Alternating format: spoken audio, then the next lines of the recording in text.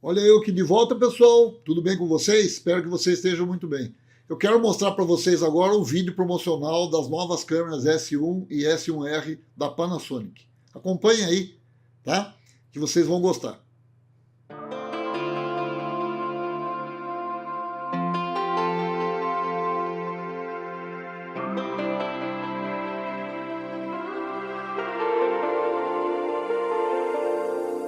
It's been a roller coaster, but you stayed, and now I'm taking over.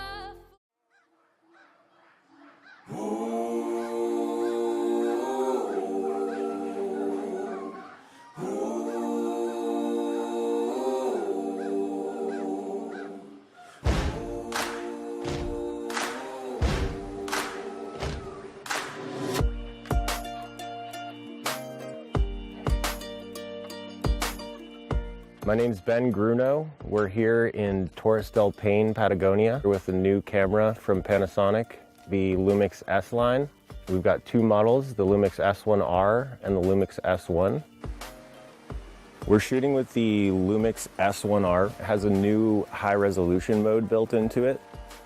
This camera natively shoots at 47.3 megapixels, but in high resolution mode in the S1R will shoot a raw image at 187 megapixels. What it's doing is actually tilt shifting 8 separate exposures to combine one super high resolution image. This is very convenient for creating extremely large prints and super high depth of field and crazy resolution. This camera shoots at 9 frames per second on AFS and 6 frames per second on AFC. It's also got 6K photo mode, which will shoot 30 frames a second and spit out 18 megapixel stills. And then it also has 4K photo mode, which will shoot 60 frames a second and give you 8 megapixel stills. The camera also has a new AI recognition, which will detect animals and human bodies, but also eyeballs if you're shooting portraits or something like that. Also boasts a very high flash sync speed at 1/320th of a second. That little extra goes a really long way. The S line is fully weather sealed. It's dust proof, water resistant, and also has been able to withstand up to -10 degrees Celsius weather. Coming from the G series, I was a little bit concerned moving to a full frame camera and it being a little bit too heavy because I do like to go on long hikes, but after having played with the S line, I'm really confident, really happy with it. It's not that heavy. The balance is really nice. It feels really good in my hands. It's a really nice, beautiful build. It's really awesome that Panasonic has come together with Sigma and Leica to create the L mount in the new full-frame mirrorless system. At launch is coming out with 3 lenses, a 50mm 1.4, a 70-200, and a 24-105, which is what I got on today. Within the calendar year, Panasonic will release 10 lenses, including the 3 that we just spoke about. We're going to be using the new time-lapse mode inside the camera.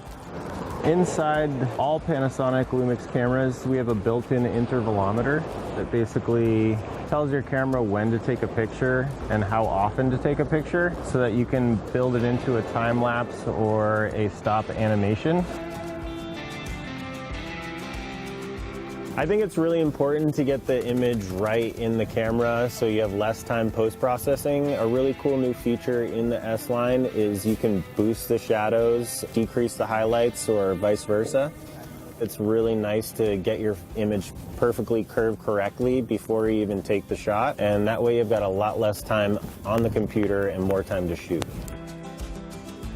I'm very excited to take this camera everywhere I go. I can't wait to push it to newer limits. I feel like now that I've got much more higher ISO range, I got a lot more pixels to play with on anything I'm shooting when I make large prints. I'm really amped up on the high resolution mode. I think it's super, super cool.